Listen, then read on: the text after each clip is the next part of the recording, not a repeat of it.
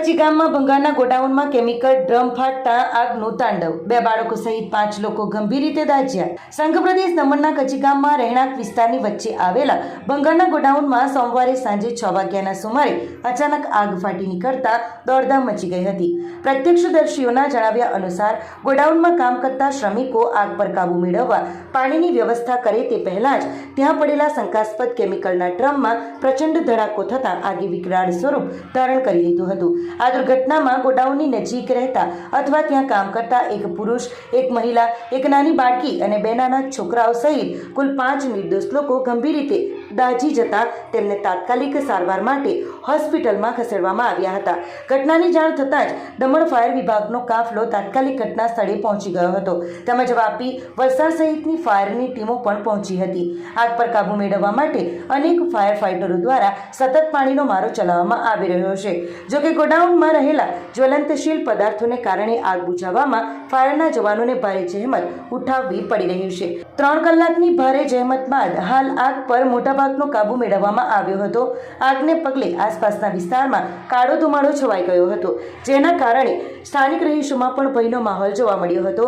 જ્યારે દમણ દીવના માજી સાંસદ લાલુભાઈ પટેલ પણ તુરંત ઘટના સ્થળે દોડી આવ્યા હતા। પ્રાથમિક તપાસમાં ગોડાઉન સંચાલકો દ્વારા ગેરકાયદેસર રીતે કેમિકલના ડ્રમ લાવવામાં આવ્યા હોવાની અને રહેણાંક વિસ્તારમાં જોખમી સંગ્રહખોરી જેવી ગંભીર ગેરરીતિઓ આચરવામાં આવી હોવાની આશંકા સેવાઈ રહી છે, જે દિશામાં પોલીસે ગોડાઉન સંચાલક સામે કડક તપાસનો ધમધમાટ શરૂ કર્યો છે।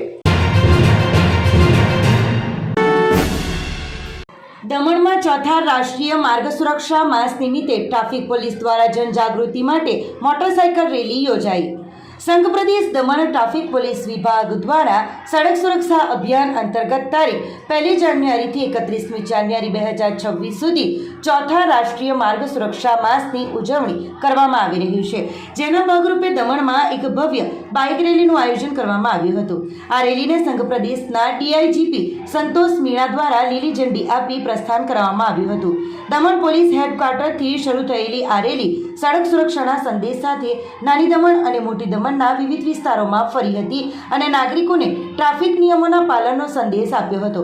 આ પ્રસંગે ડીઆઈજીપી સંતોષ મીણાએ જણાવ્યું હતું કે આ અભિયાનનો મુખ્ય ઉદ્દેશ્ય લોકોમાં માર્ગ સુરક્ષા અંગે જાગૃતિ લાવવાનો છે, કારણ કે હેલ્મેટ ન પહેરવા અને બેફામ ડ્રાઇવિંગને લીધે ગંભીર અકસ્માતો સર્જાય છે।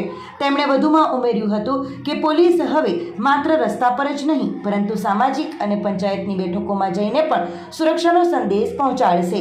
ખાસ કરીને સગીર વયના બાળકોને બાઇક ચલાવવા પ્રત્યે ડિસ્કરેજ કરવા અને 18 વર્ષથી ઉપરના નવયુવાનોને હેલ્મેટની અનિવાર્યતા સમજાવવા પર ભાર મૂકવામાં આવશે, કારણ કે 4 વ્હીલરની સરખામણીમાં 2 વ્હીલર વાહનોમાં સુરક્ષાનું પ્રમાણ ખૂબ ઓછું હોય છે, તેથી હેલ્મેટ પહેરવું અત્યંત આવશ્યક છે। આ પ્રસંગે દમણ એસપી કેતન બંसल સહિત પોલીસ બેડાનો તમામ સ્ટાફ ઉપસ્થિત રહ્યો હતો। हमने 4th national road safety month मनाया है, 2026 में मना रहे हैं इसको।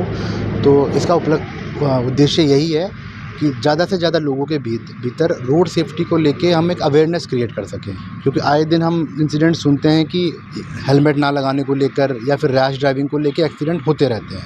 तो इसको लेके हमारा उद्देश्य यही है कि हम ज़्यादा से ज़्यादा लोगों को इसके थ्रू बता सकें। इसके अलावा भी हम कई सारे एफर्ट्स कर रहे हैं। जो सोशल मीटिंग्स होती है, पंचायत बॉडीज़ की जो मीटिंग्स होती है, वहाँ भी हम अपने मैसेज को कन्वे करने की कोशिश कर रहे हैं। और ये एक्सरसाइज भी हमारी तकरीबन मंथ लॉन्ग एक्सरसाइज रहेगी, जिसमें हम मैक्सिमम लोगों को हमारी जो रोड सेफ्टी को लेके बात है वो बताने की कोशिश करेंगे। મકર સંક્રાંતિ પૂર્વે દમણના બજારોમાં કાળી શેરડીની ધૂમ। મકર સંક્રાંતિના પર્વને હવે ગણતરીના કલાકો બાકી છે, ત્યારે દમણમાં ઉત્તરાયણનો માહોલ જામ્યો છે। શિયાળાની સિઝન અને ઉત્તરાયણ નજીક આવતાની સાથે જ દમણના અલગ અલગ વિસ્તારમાં વેપારીઓ કાળી શેરડીના વેચાણ માટે આવી પહોંચ્યા છે। ખાસ કરીને ગુજરાતના ભાવનગર અને મહારાષ્ટ્રના વિવિધ વિસ્તારોમાંથી બજારોમાં કાળી શેરડીનું આગમન જોરશોરથી થયું છે। ઉત્તરાયણનો તહેવાર માત્ર પતંગ ચગાવવા પૂરતો સીમિત નથી, પરંતુ આ દિવસે લોકો વિવિધ વાનગીઓ જેવી કે ઊંધિયું, ચીકી, મમરાના લાડુ, તલના લાડુ અને બોરની સાથે શેરડીની પણ મજા માણતા હોય છે. બજારમાં હાલ મહારાષ્ટ્રની પ્રખ્યાત કાળી શેરડીની માંગ સૌથી વધુ છે, કારણ કે તે આરોગવામાં અન્ય શેરડી કરતાં વધુ પોચી અને મીઠી હોય છે. બજારના ભાવની વાત કરીએ તો હાલ દમણમાં કાળી શેરડીના એક સાંઠા સિંગલ નંગની કિંમત 30 થી 50 રૂપિયા બોલાઈ રહી છે, જ્યારે 10 નંગ શેરડીનું આખું બંડલ 300 થી 450 રૂપિયાના ભાવે વેચાઈ રહ્યું છે.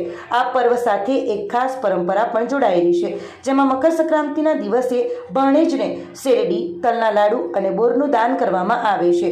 આ ધાર્મિક અને વ્યવહારિક મહત્વને કારણે પણ લોકો અત્યારથી જ શેરડીની ખરીદી મોટી સંખ્યામાં કરી રહ્યા છે. આમ વહેલી સવારથી આકાશમાં પતંગ ઉડાવવાની સાથે દમણવાસીઓ શેરડી અને અન્ય શિયાળુ વાનગીઓની લહેજત માણવા સજ્જ થયા છે.